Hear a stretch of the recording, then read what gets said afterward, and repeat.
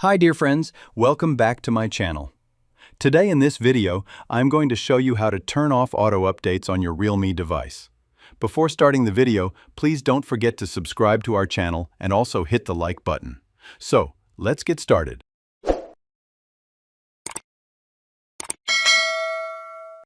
First of all, go to your phone settings.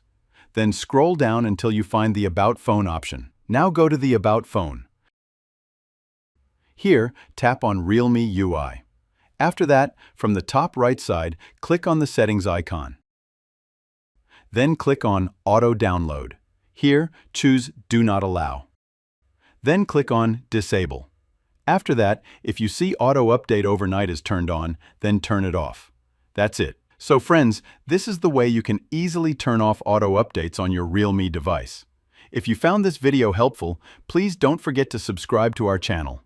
Thanks for watching this video.